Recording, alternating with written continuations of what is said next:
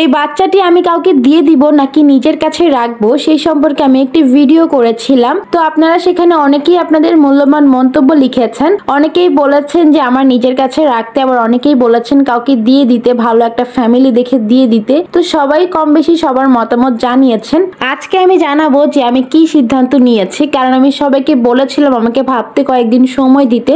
যেহেতু বাচ্চাটি খুবই ছোট, তাই আমি কিছুদিন সময় নিয়েছি ভাবার জন্য।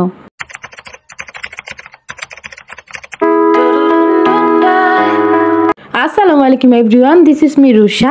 আপনারা যেখান থেকে আমার ভিডিওটি দেখছেন সবাইকে আমন্ত্রণ জানিয়ে আমার ভিডিও শুরু করছি। তো আপনারা কম বেশি সবাই এই বাচ্চা বিড়ালটিকে চিনেন, কারণ কয়েকদিন আগে আমি একটি ভিডিও আপলোড করেছিলাম পিকুর বাচ্চাকে নিয়ে। এটা হচ্ছে পিকুর শেষ বাচ্চা। আপনারা অনেকেই জানেন যে আমার পিকুর 7টা বেবি মারা গেছে একসাথে, ইভেন পিকুও মারা গেছে। তো আল্লাহর অশেষ রহমতে এই বাচ্চাটি বেঁচে গেছে। যাই হোক, ও আলহামদুলিল্লাহ সুস্থ আছে, আর আপনারা দেখতেই পাচ্ছেন ও কতটা কিউট হয়েছে মাশাআল্লাহ। তো এই বাচ্চাটিকে নিয়ে আমি ভিডিও আপলোড করেছিলাম যে ওকে আমি কি করব। আসলে ওকে দেখলে আমার পিকুর কথা অনেক বেশি মনে পড়ে। তাই আমি আপনাদের মন্তব্য জানতে চেয়েছিলাম যে আসলে কি করা উচিত, কোনটা করলে বেটার হবে সেটা আপনারা আমাকে বলেন। তো আপনারা আমার ভিডিও দেখে সবাই কম বেশি কমেন্ট করেছেন, আপনাদের মন্তব্য জানিয়েছেন যে আসলে কি করা উচিত। সেখানে বেশিরভাগ কমেন্টই ছিল যে আপু আপনার কাছে রেখে দিন, কারণ আপনার থেকে বেশি ভালোবাসা ওকে কেউ দিবে না, আর আপনি যেই ভালোবাসা আর আদর যত্ন ওকে রাখবেন সেটা ও অন্য কোথাও পাবে না।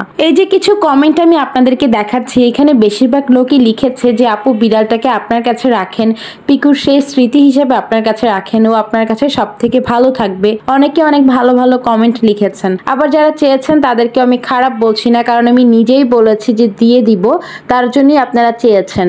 কিন্তু এখানে অনেক কিছু মিক্সড আপ হয়ে গেছে, কারণ অনেক মানুষ আছে যাদের কেনার সামর্থ্য নেই, আর এটাই হচ্ছে একটা মেইন প্রবলেম। কারণ যাদের কেনার সামর্থ্য নেই তাদের কাছে বিড়াল দিতে আমি একেবারেই ইচ্ছুক নই। কারণ হচ্ছে বিড়ালগুলোকে আমি অনেক ভালোবেসে বড় করেছি। এই বিড়ালগুলো কারো বাসায় গিয়ে কষ্ট করুক আমি কখনোই চাইবো না। যেই মানুষটার আসলে ওকে কেনার সামর্থ্য নেই সে কিভাবে ওকে মাসের পর মাস খরচ দিয়ে রাখবে। কারণ আমার এত আদরের বিড়ালটাকে আমি এক জায়গায় দিব, সেটা অবশ্যই বুঝে শুনে দিব। তো যাদের সামর্থ্য আছে আমি সেই পরিবারই ওকে দিতে চাই, যারা ওকে ভালোভাবে রাখতে পারবে, ভালো খাওয়াতে পারবে, চিকিৎসা করতে পারবে, সবকিছুর খরচ দিতে পারবে, সেই ফ্যামিলিতে আমি ওকে দিতে ইচ্ছুক। আর এই জন্যই আমি সময় নিয়েছি, যাতে করে আমি ভালোভাবে ডিসিশন নিতে পারি, সবকিছুর ভালোভাবে খোঁজ খবর নিতে পারি। এনিওয়ে, এখন আসি আসল কথায়। পিকুর এই বাচ্চাটাকে কিন্তু আমি মন থেকেই কাউকে দিতে চেয়েছি, ইভেন এখনো চাচ্ছি কাউকে দিয়ে দিতে। কিন্তু আপনারা অনেকেই আমাকে বলছেন যে ওকে আমি বেশি ভালো রাখতে পারবো, আমার কাছেও বেশি ভালো থাকবে।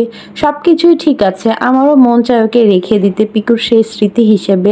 কিন্তু আবার এটাও সত্যি যে ওকে দেখলে পিকুর কথা অনেক বেশি মনে পড়ে, আর এই জন্যই আমি দিয়ে দিতে চাচ্ছিলাম কাউকে। তো ওকে দিয়ে দিতে বললেই দেওয়া যায় না, কারণ হচ্ছে আমি চাই ও খুব ভালো একটা ফ্যামিলিতে থাকুক, ও খুব ভালোভাবে থাকুক। এই জন্য একটা ভালো ফ্যামিলি হচ্ছে খুঁজছি। কারণ অনেক মানুষ বলেছে যে ওকে নিতে চায়, বাট কাকে আসলে দিব, কে আসলে যোগ্য সেটা বাছার জন্য আমার কিছুদিন সময় লাগছে। আর এমনিতেও ও হচ্ছে ছেলে বিড়াল, সেক্ষেত্রে আমি ওকে রাখবো না, কারণ আমার বাসায় বেশিরভাগ হচ্ছে মেয়ে বিড়াল। আমি বিড়াল নিয়ে কোনো ব্যবসা করি না, যার কারণে হচ্ছে আমি ছেলে মেয়ে বিড়াল একসাথে রাখা পছন্দও করি না। কারণ ওরা একসাথে থাকলেই ওদের ম্যাটিং হবে, ম্যাটিং হওয়ার পর বেবি হবে, আর সেগুলো হচ্ছে সেল করে দিতে হবে, আর না হয় কাউকে অ্যাডপশন দিতে হবে।